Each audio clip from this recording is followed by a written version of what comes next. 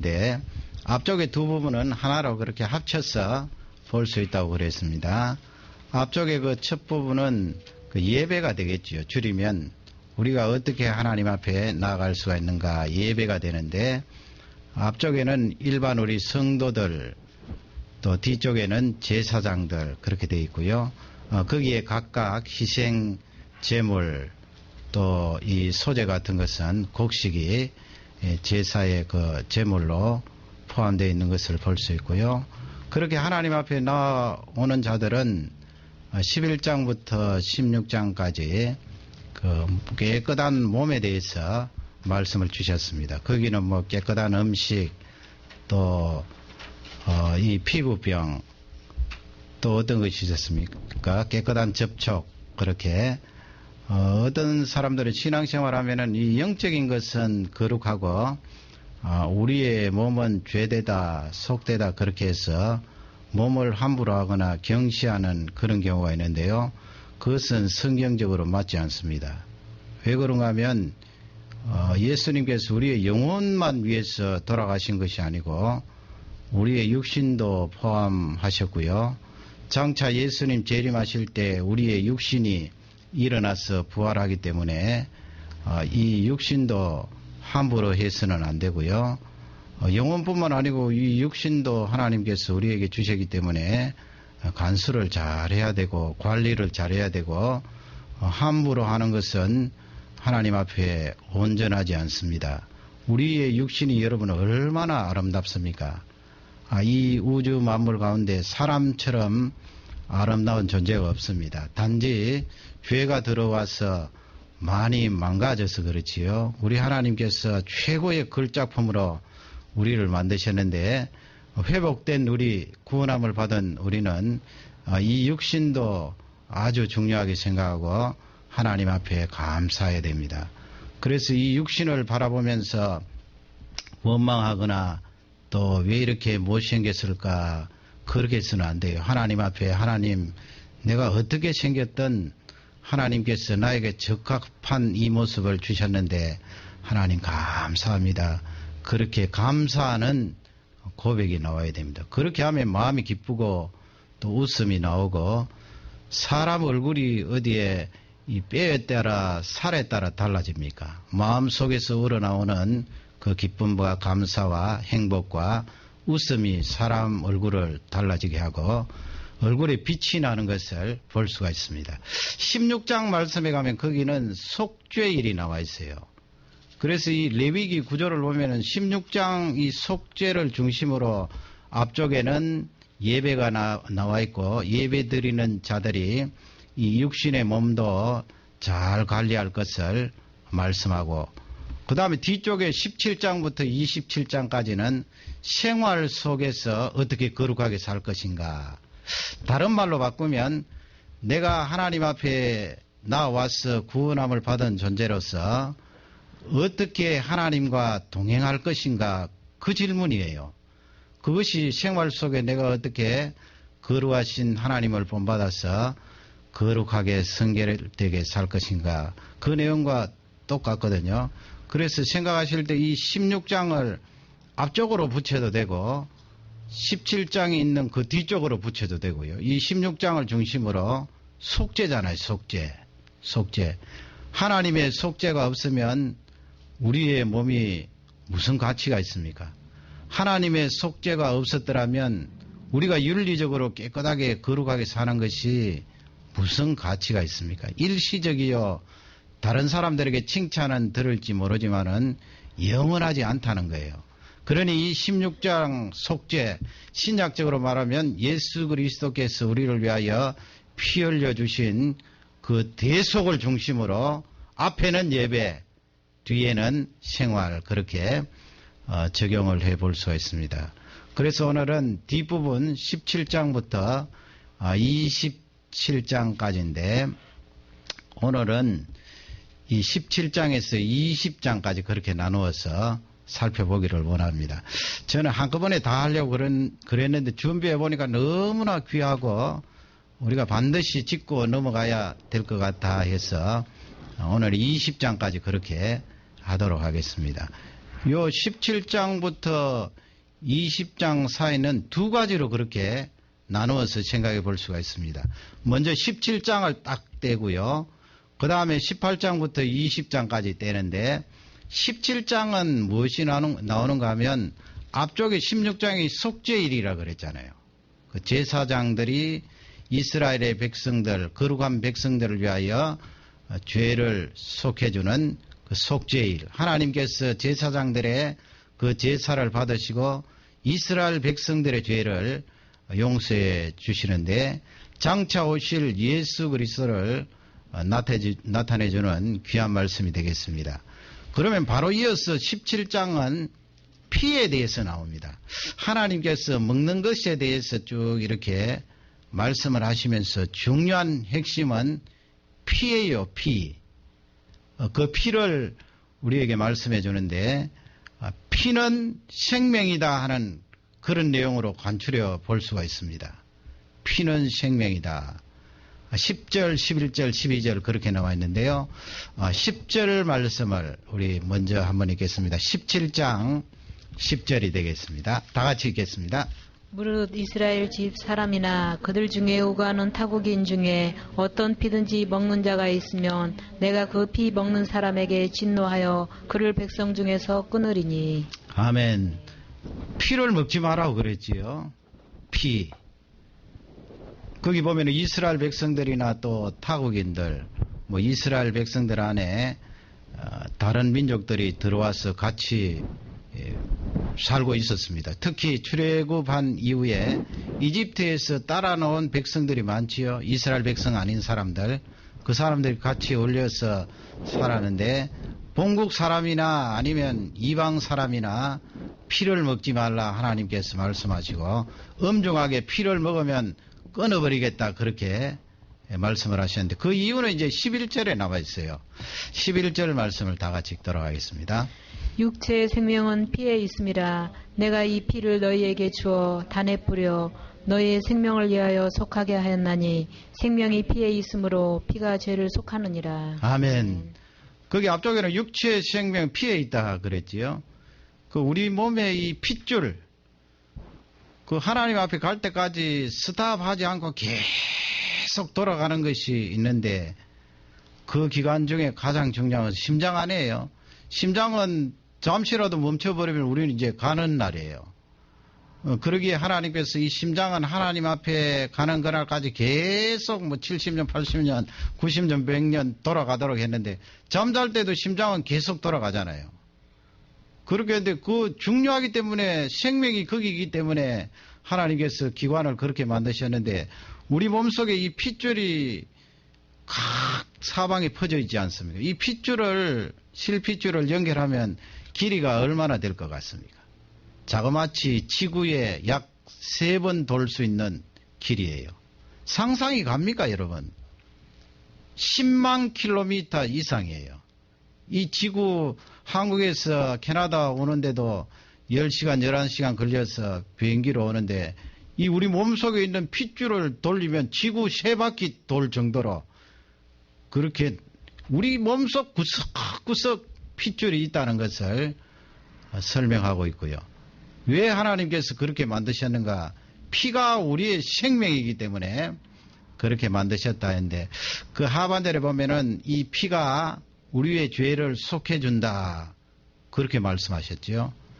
종국에 가서는 예수 그리스도께서 십자가 위에서 흘리신 그 보혈의 피가 우리의 죄를 다 용서해 주셨는데 구약시대에는 대신 죽은 짐승의 피가 안 되겠습니까? 짐승의 피. 하나님께서 구약시대에 뭐 사람의 피를 흘려서 죄 지은 너희들 칼을 가지고 몸을 찢어서 피를 흘려서 죄 용서 받아야 된다. 그렇게 말씀하신 것이 아니고요.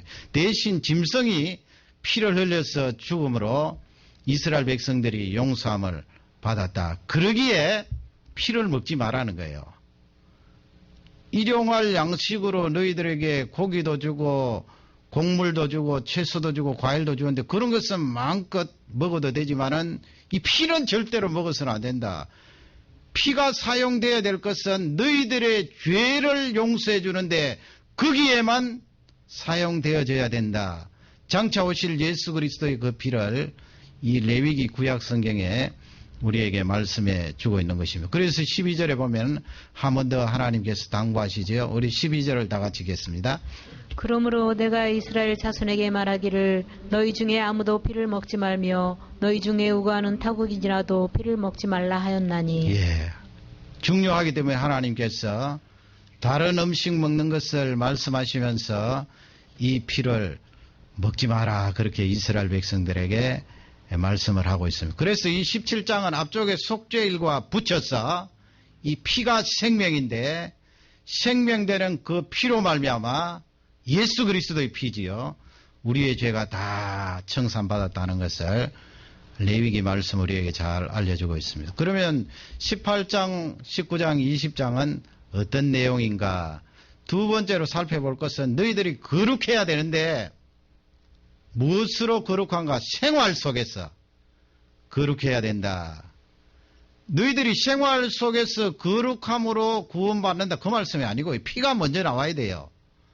예수 그리스도께서 나를 위하여 흘려주신 그 피로 말미암아 너희들이 구원함을 받고 하나님의 백성이 되었는데 하나님 백성 된 너희들은 그 은혜에 감사하여서 거룩하게 살아야 된다. 그것이 18장 이하에 나와 있는 말씀인데 20장까지 어떻게 하나님 아버지 생활 속에서 거룩해질 수 있을까요? 그건 간단해요. 관계를 통하여. 사람과 사람 사이의 관계, 하나님과 나 사이의 관계, 그 관계를 통하여 너희들이 거룩한 생활을 해야 된다 하는 것을 우리에게 알려주고 있어요.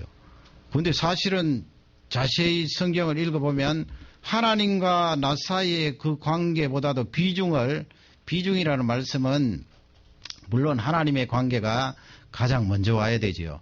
그러나 이 성경을 기록한 모세가 성령의 감동으로 많은 내용을 기록했는데 그것이 사람과 사람 사이의 관계예요. 사람과 사람 사이의 관계를 통하여 거룩성을 유지하라는 말씀이에요. 얼마나 중요한 말씀이에요. 그러니 우리 예수님 믿는다는 것은 나 혼자 달랑신앙 생활하는 것 아닙니다. 사람과 사람 사이의 이 관계를 통하여 내 삶의 거룩성을 유지할 수 있다는 귀한 말씀이 되는데 18장 말씀은 성적으로 거룩하라 이 말씀이에요. 성적으로 거룩하라 이 말씀은 성적으로 타락하면은 반드시 대상이 있잖아요. 그 대상이 있기 때문에 나 혼자 타락하는 것이 아니고 상대방 대상과 그렇게 타락해서 죄를 짓기 때문에 거룩성을 상실하는 거예요. 그 첫 번째 나오는 것이 성적으로 거룩해야 된다 하는 것을 우리에게 알려주고 있는데 우리 1절 18장 1절 2절 하나님에 대해서 나는 하나님이다 그렇게 모세에게 말씀을 하시면서 18장 말씀 서론을 시작을 합니다. 우리 1절 2절을 다 같이 읽겠습니다.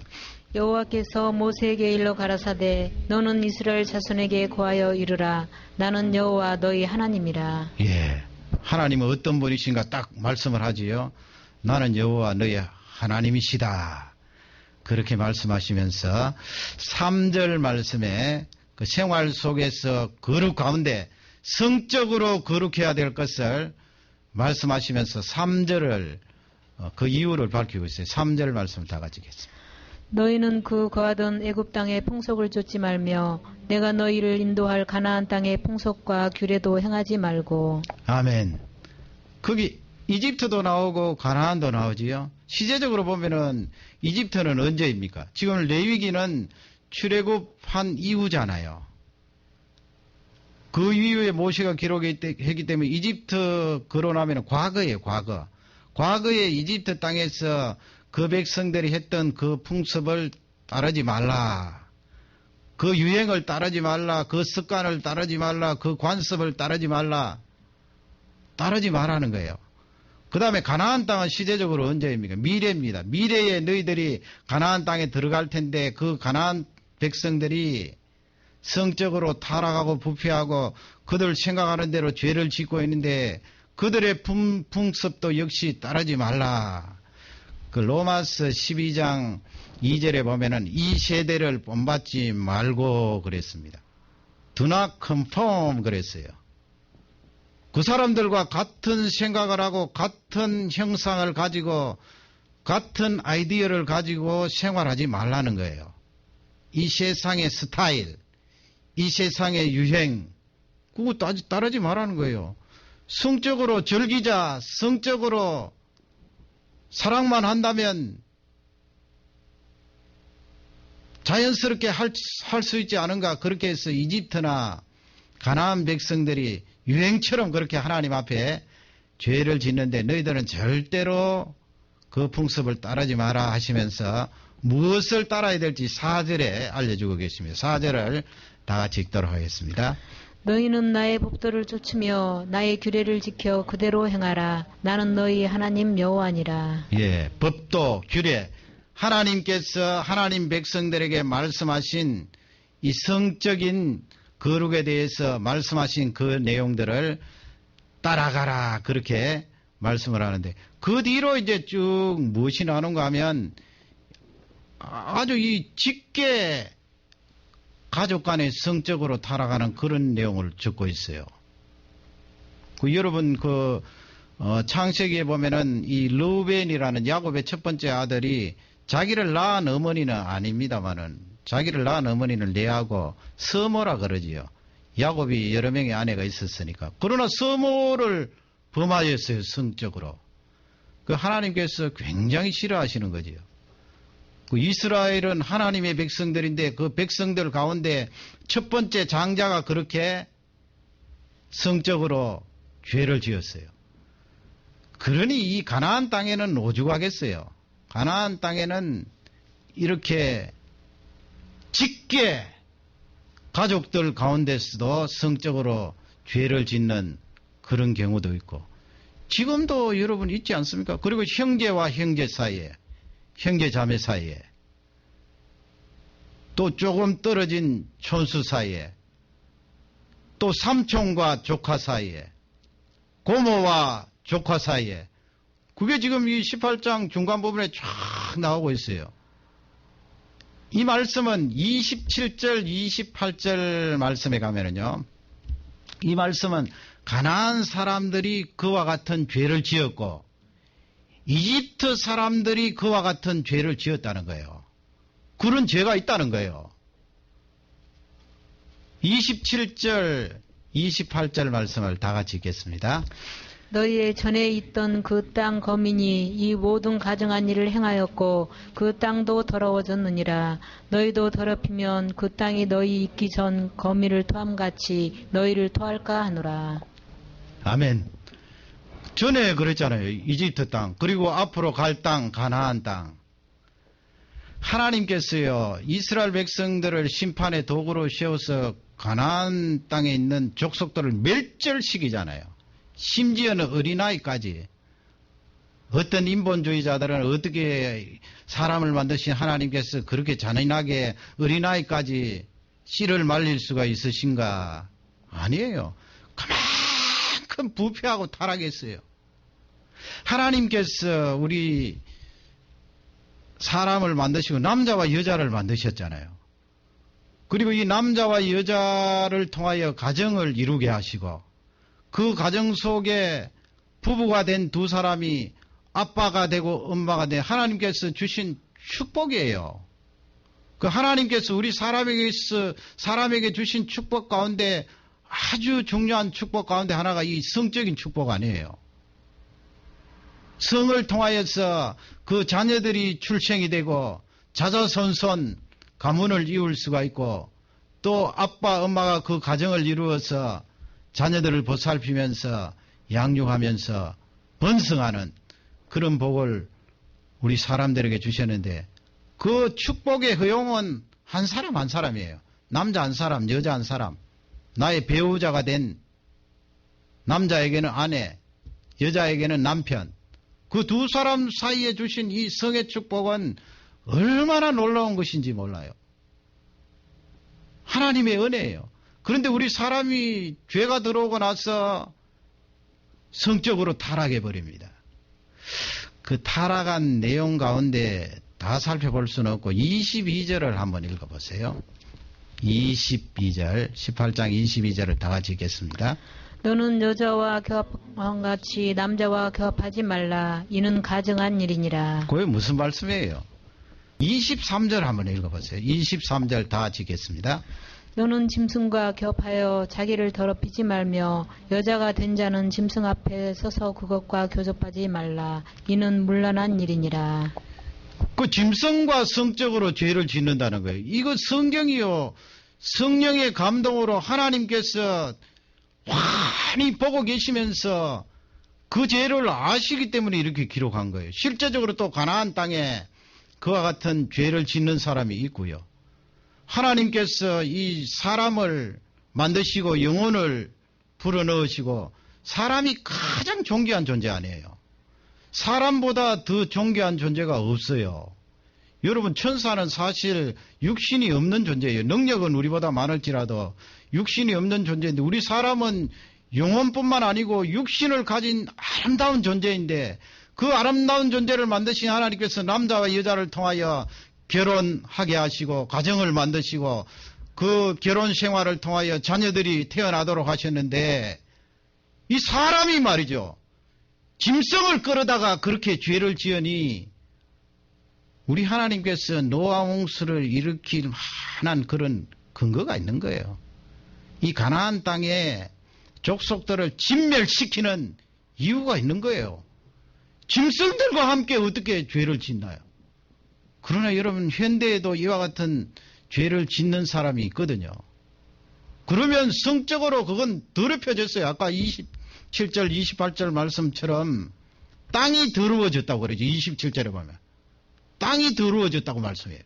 그리고 하나님께서 토설하시겠다, 토하여 내시겠다 하는 것을 우리에게 알려주고 있는데, 이 북미는 어떤 의미에서는 성경대로 가정을 이루고 가정을 보존하고 지켜나가는 것이 영적인 전쟁을 벌여야 됩니다. 이 말씀은 과거에 이스라엘 백성들에게만 주신 말씀이 아니고 지금 북미에 사는 우리들에게 성적으로 거룩할 것을 철저히 당부하는 말씀이에요. 그렇게 성적으로 거룩하지 않으면 하나님의 자녀라고 할 수가 없거든요.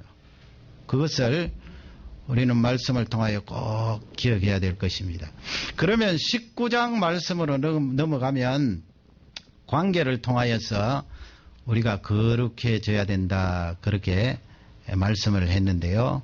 그 19장 말씀은 좀 더 구체적으로, 앞쪽은 성적으로 거룩해져야 될 것을 말씀하고 좀 더 구체적으로 그 사람과 사람들 사이에 어떻게 거룩한 삶을 살 것인가, 그것을 우리에게 알려주고 있습니다. 19장으로 넘어가겠습니다. 그 관계라 그러면 먼저 하나님과 우리 사이의 관계를 말씀하시겠죠. 3절을 다 같이 읽겠습니다. 3절.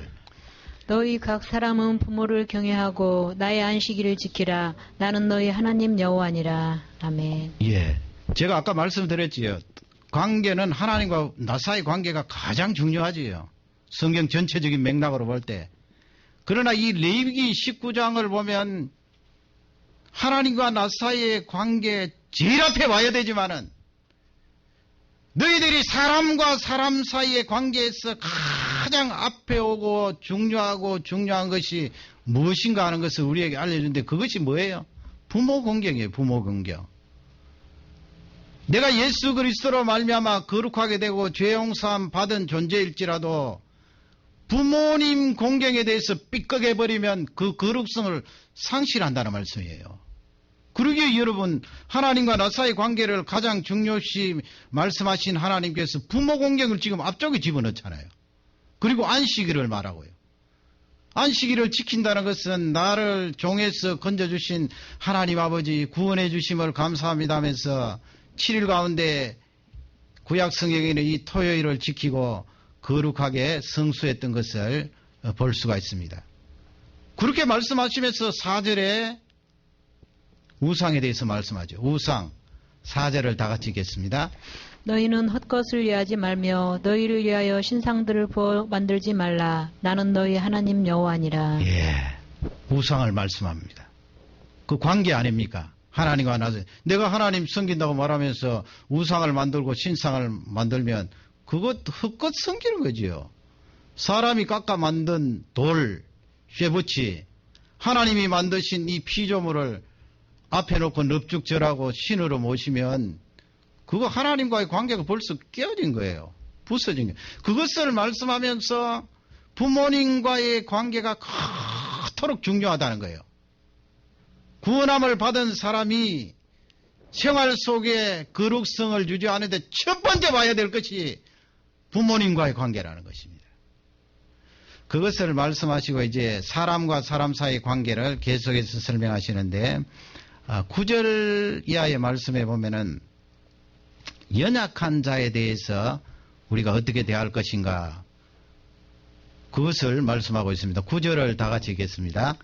너희 땅에 곡물을 벨 때에 너는 반 모퉁이까지 다 거두지 말고 너의 떨어진 이삭도 줍지 말며. 아멘. 그림을 하나 보시면 19세기의 유명한 그림 아니에요. 이삭 줍는 모습. 밀레의 작품인가요? 이 구약시대도 저렇게 이건 뭐 거의 지금부터 얼마 되지 않은 작품입니다만은 구약시대는 더 심했겠죠. 이삭 줍는 사람이 많았어요. 가난한 사람들, 과부들, 또 다른 나라에서 살려고 이스라엘 백성들 가운데 들어온 사람들. 그러면 하나님께서 밭 주인이 추수를 할 때 밀을 벤다든지 보리를 벨 때 싹둑싹둑해서 모퉁이 코나까지 싹 말갛게 다 베는 것이 아니고 이 내 모퉁이는 그냥 놔두라 그랬어요. 그리고 이삭을 이 추수를 할 때 낫으로 곡식을 벨 때 좀 헐리 두라는 거예요. 줄줄줄. 깨끗하게 다 줍지 말고. 그러면 가난한 사람, 연약한 사람, 타국인들이 와서 그 이삭을 줍고 또 밥 모퉁이에 있는 남아있는 곡식들을 베어가지고 자기의 식량으로 삼는다는 거예요. 그 우리가 뭐 거룩한 것이 내 옆에 있는 사람하고 비교해서 내가 저 사람보다 나으니까 더 거룩하다. 그런 개념이 아니고요. 하나님이 우리에게 주시는 말씀은 연약하고 가난한 사람에 대한 긍휼이 있는가? 그러니 야고보서 1장 말씀에 보면 과부를 돌아보고 고아를 돌아보는 경건이라 그래요. 경건. 그 신구약 성경이 연결이 되잖아요. 10절 말씀에 가면 거기 포도원 추수를 할 때 어떻게 하는가 나와 있습니다. 10절을 다 같이 읽겠습니다. 너의 포도원의 열매를 다 따지 말며 너의 포도원에 떨어진 열매도 줍지 말고 가난한 사람과 타국인을 위하여 버려두라. 나는 너희 하나님 여호와니라. 농사를 지으면은 그 과수 농사를 짓든 아니면 곡식 농사를 짓든 이 농부가 얼마나 땀 흘려서 일을 했는데요. 그러면 가을철에 그것을 거두어들일 때 이렇게 남겨둔다는 것이 신앙이 없으면 남겨둘 수가 없어요. 지금 포도 농사를 지을 때도 다 따지 마라 그랬잖아요. 그리고 바닥에 흐르는 것이 있는데 그거 줍지 마라 그랬어요. 왜? 가난하고 연약하고 먹을 것이 없는 백성들이 들어와서 따먹고 죽을 수 있도록 긍휼을 베풀으라는 말씀이에요. 14절 말씀에 가면요. 거기에 장애자가 나옵니다. 14절을 다 같이 읽겠습니다. 너는 귀먹은 자를 저주하지 말며 소경 앞에 장애물을 놓지 말고 내 하나님을 경외하라. 나는 여호와니라. 아멘. 귀가 들리지 않는 사람 장애를 가지고 옛날에는 뭐 지금보다 훨씬 뭐 인권이 약했으니까 장애를 가지고 있으면 뭐 하나님의 저주를 받았다. 또 그렇게 해서 저주의 말이 나오고 욕이 나오고 그렇게 할 거 아니에요. 하나님께서는 그렇게 귀가 들리지 않는 사람 듣지 못한다고 함부로 저주의 말을 하지 말라는 거예요. 연약한 자를 향해서, 장애자를 향하여서. 그 다음에 앞을 보지 못하는 사람 가고 있는데 그 앞에 물건을 갖다 놓으면 어떻게 되는 거예요? 걸려서 넘어지잖아요. 하나님께서는 그런 거 굉장히 싫어하시거든요. 거룩하다 말할 때 연약한 사람, 부족한 사람, 장애를 가진 사람, 그런 사람들에게 긍휼을 베풀 수 있는 마음과 행동이 있을 때 내가 하나님의 백성으로 거룩한 삶을 살 수 있다 하는 것을 성경은 철저히 알려주고 있고요. 이 레위기 말씀은 이런 말씀들은 지금 그대로 적용됩니다. 그래서 여러분 선진국이라는 것이 어떤 것이 선진국이에요? 얼마 전에 제가 어떤 분 간증을 들으니까 그분이 그렇게 말하더라고요. 캐나다는 아마 한국보다 한 10년 정도 후진국 같다고, 경제적인 면에서는. 그 말이 맞는 것 같기도 해요. 물론 뭐 전체 1년 GDP로 따지면 캐나다가 훨씬 높지만 우리 사는 거 보면 한국이 더 잘 살아 보이잖아요. 그분이 경제적으로는 한 10년 캐나다가 후진국 같다 그렇게 말하죠. 사실은 장애자나 이런 연약한 자를 돌보고 관리하는 측면에서는 훨씬 앞서 있지요. 우리 예수님 믿는 사람도 성경에 나와 있는 이 말씀처럼 연약하고 굶주리고 가난한 사람을 돌보는 이 거룩함이 있어야 되고요. 최근에 하나님께서 그렇게 북한에 대한 간증을 짬짬이 시간을 내어서 듣게 하셨는데 참 우리가 이 북한을 위하여 많이 기도하며 실제 물질적으로도 적으나마 그들을 위하여 헌신하고 봉사하는 그런 수고가 있어야 되겠다 그런 생각도 해봤는데요.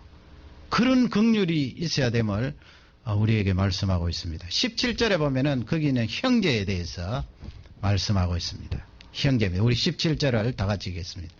너는 내 형제를 마음으로 미워하지 말며 이웃을 인하여 죄를 당치 않도록 그를 반드시 책선하라. 예, 뭐 앞쪽에 보면은 마음으로 형제를 미워할 수 있잖아요.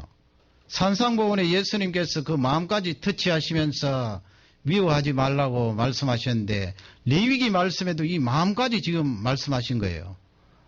행동으로 원수 갚는 것뿐만 아니고 마음에 일어나는 그 미움까지도 잘 다스리라는 형제를 사랑할 것을 말씀하고 있습니다. 그렇게 쭉 19장 말씀에서 모세가 기록하면서 23, 24, 25절에 보면은 그 식물의 나무에게까지 그런 적용을 하셨어요. 23절 말씀을 한번 읽어보겠습니다. 너희가 그 땅에 들어가 각종 과목을 심거든 그 열매는 아직 할례 받지 못한 것으로 여기되 곧 3년 동안 너희는 그것을 할례 받지 못한 것으로 여겨 먹지 말 것이요. 그 나무가 어린 나무를 이렇게 심으면 뭐 예를 들면 사과나무 같으면 열매가 맺히겠죠. 꽃이 피고 열매가 맺히고. 그러나 뭐 어린 나무기 때문에 조그만하게 이렇게 맺히는데 하나님께서는 그 첫 번째, 두 번째, 세 번째 해까지 따먹지 마라 그랬어요. 그냥 열매를 따서 내버리라 그랬어요. 그 말씀은 뭐 전체적으로 보면은 나무가 이제 열매를 어린 시절에 주렁주렁 맺혀버리면 성장해야 될 그 부분에 약해지니까 하나님께서 3년 동안은 기다리라 이렇게 말씀하는데 어떻게 보면은 지금 문맥상 연약한 자를 쭉 하나님 말씀하시다가 이 나무 과일나무를 말씀하신 것은 여러분 식물이 1년, 2년, 3년은 연약할 때 아니에요. 하물며 사람이 아닌 식물에게까지 배려를 하고 기다리고 참으면 그 식물이 더 풍성한 열매를 낸다 하는 것을 우리에게 알려주는데요. 거기도 질서가 있어요. 3년간은 먹지 말고 버리는데 4년째는 어떻게 하라고요? 24절 한번 보겠습니다. 제 4년에는 그 모든 과실이 거룩하니 여호와께 드려 찬송할 것이며 4년째는 이제 4년째 맺히는 그 과일은 따서 하나님 앞에 드리고요. 25절 5년째는요. 다 같이 읽겠습니다. 제 5년에는 그 열매를 먹을지니 그리하면 너희에게 그 소산이 풍성하리라. 나는 너희 하나님 여호와니라. 예, 5년째는 이제 거두어서 실제 먹는데 어떻게 보면 우리 한국 부모님들이 어린 자녀들에 대해서 너무 관심이 많고 사랑이 많기 때문에 어떻게 보면은 그런 우리 한국 부모님들의 열정이 있었기 때문에 우리 한국이 그만큼 일어설 수 있지 않았나 그렇게 생각하는데 또 다른 측면에서는 너무 혹사시키는 면도 있어요. 그죠? 어린아이 시기에는 이 나무처럼 좀 성장하도록, 그죠? 발육하도록 그냥 두면은 나중에 한 5년 지내서는 더 풍성한 열매를 거둘 수가 있을 텐데, 뭐 4살, 5살, 6살 될 때 뭐 아이를 혹사시키고 부모님 원하고 요구하는 대로 그렇게 끌고 가려고 하니까 아이가 도로 발육이 안 되고 성장이 안 되고 지혜도 퇴화하고 말이죠. 이런 성경 말씀의 원리가 우리에게 주는 놀라운 힌트가 있다고 봅니다. 연약한 자, 심지어 우리 어린이 자녀들뿐만 아니고 식물을 키울 때에도 이런 지혜를 가지고 키우라 하는 말씀을 우리에게 주고 계시는데요. 그 다음에 28절 보면 거기에 뭐 몸을 어떻게 하고 나와야 돼. 28절을 다 같이 읽겠습니다. 죽은 자를 위하여 너희는 살을 베지 말며 몸에 무늬를 놓지 말라. 나는 여호와니라. 몸에 문신 새기고 말이죠. 또 사람 죽었는데 자기 몸을 해하고, 이것도 사람과 사람 사이의 관계에 거룩성을 상실하는 그런 게, 되게 문신을 새기면 무서운 거 새기잖아요. 용 같은 거 새기고. 그러면 옆에 있는 사람이 혐오감을 가지고 자기는 어쩔 알지 모르지만은 상당히 그 피해를 받을 수가 있거든요.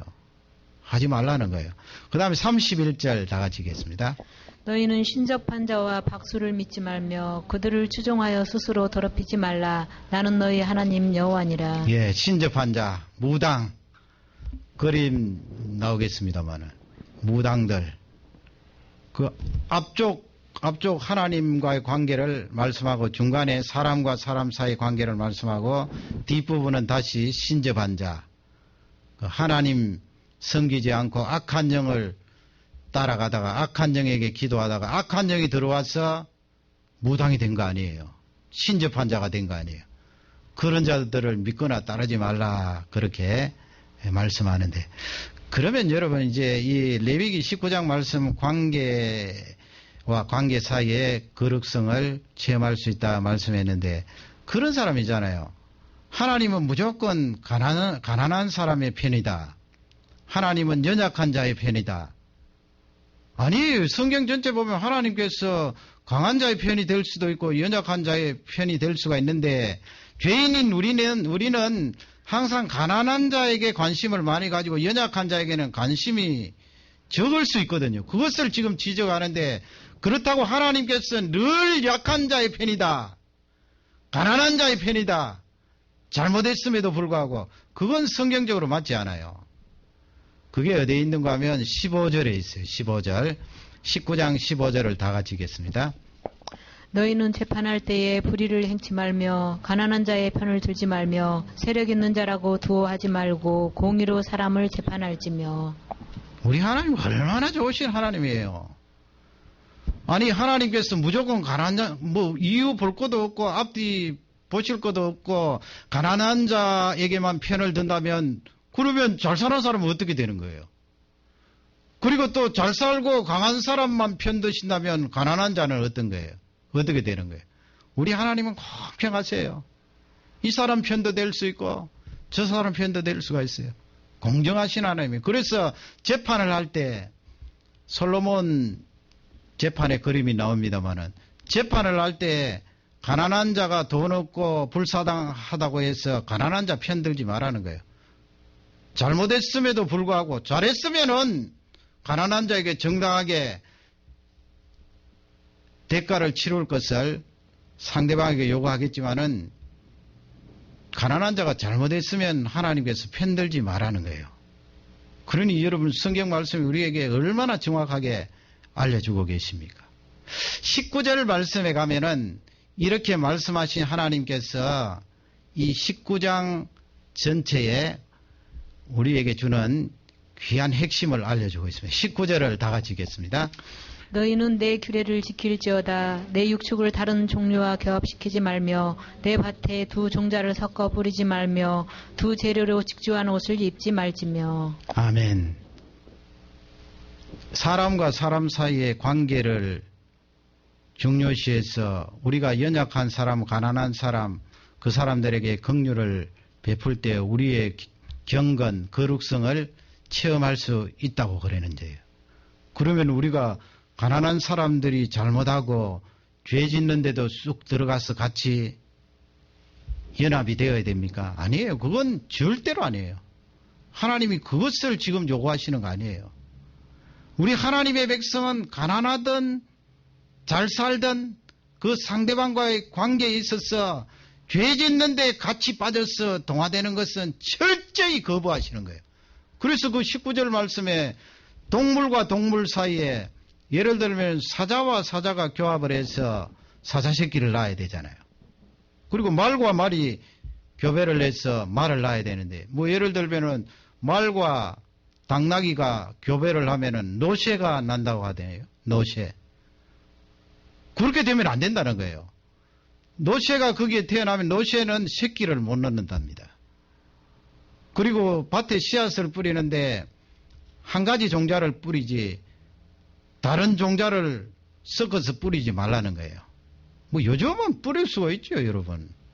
텃밭에 채소를 가꾸는데 섞어서 뿌릴 수 있어요.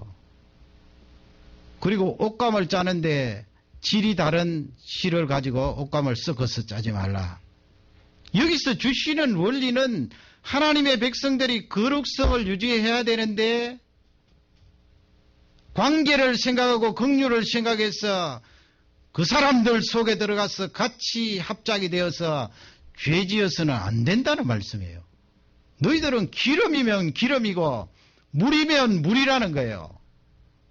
하나님께서 기름으로 살아라면 기름으로 살아야 되고 물처럼 살아라면 기름에 섞이지 말고 물처럼 살아라는 말씀이에요. 두 종자가 아니라는 거예요. 그것을 우리에게 알려주면서 이집트 땅이든 가나안 땅이든 들어가면 그 백성들이 따르는 스타일, 좋아하는 유행을 따르지 말고 거룩성을 지키도록 해라. 19장 말씀에 강조를 하고 있습니다. 마지막으로 짧게 20장은 죽음에 해당되는 죄들이에요. 그 앞쪽에 18장, 19장 말씀에서 하나님께서 쭉 개괄적으로 말씀하고 그 나오는 내용 가운데 죽음에 해당되는 죄가 무엇인가 하는 것을 우리에게 알려주고 있는데 3절 말씀은 우상이 나옵니다. 3절을 읽겠습니다.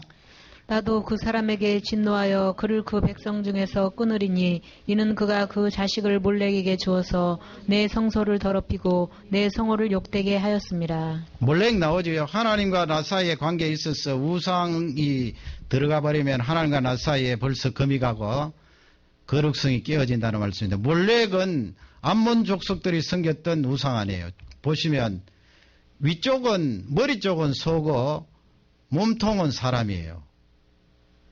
그리고 철로 되었으면 저 밑에서 불을 떼는데 이 갓난아이를 데려다가 저 손 위에 벌겋게 달구어진 그 손 위에 올린다든지 아니면 불 위로 싹 지나가게 해서 아이가 타도록 또 어떤 경우는 불 속에 받치면서 집어넣도록 했어요.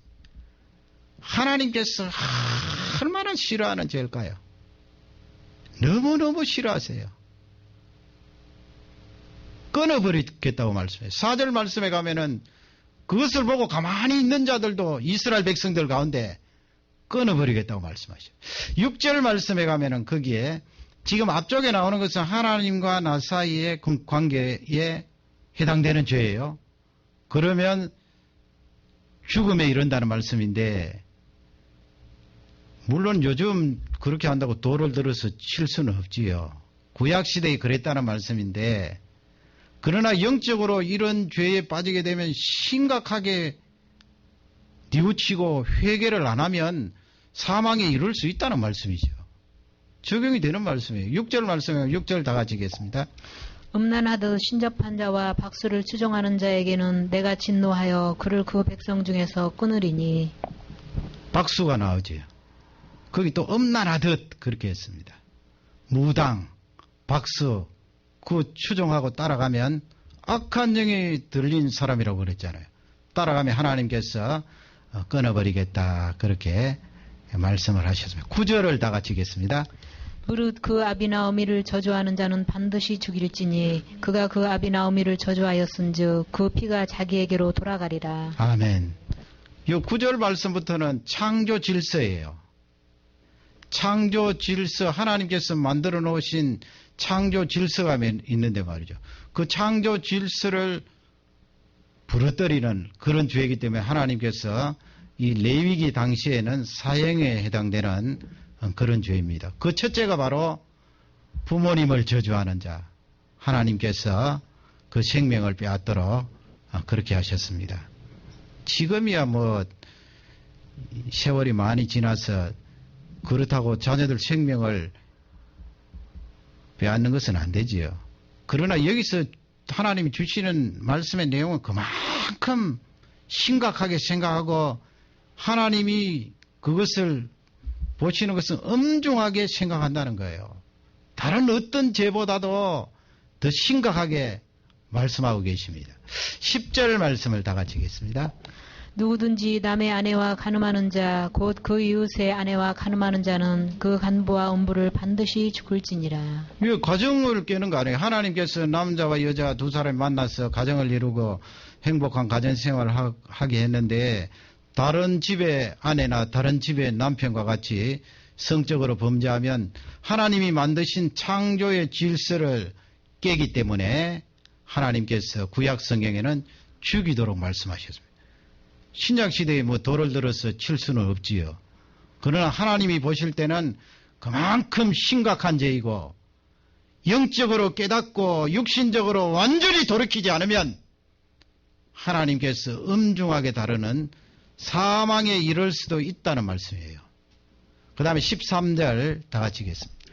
누구든지 여인과 교합하듯 남자와 교합하면 둘 다 가증한 일을 행함인즉 반드시 죽일지니 그 피가 자기에게로 돌아가리라. 아까 제가 설명드렸습니다. 무슨 내용인 줄 아시겠죠. 그 다음에 15절 16절.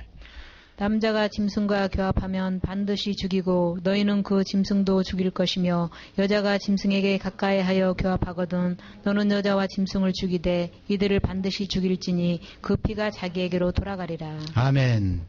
우리 예수님 믿는 사람 가운데 이런 15절 16절 죄를 짓는 사람은 없을 거예요. 그러니 우리는 이런 말씀을 보면서 하나님 아버지, 그러나 이 땅 위에 하나님을 모르는 사람들은 이런 죄를 짓는 사람도 있다는 거예요. 이집트에도 있었고 가나안에도 있었고 지금 현대에도 있다는 말씀이에요.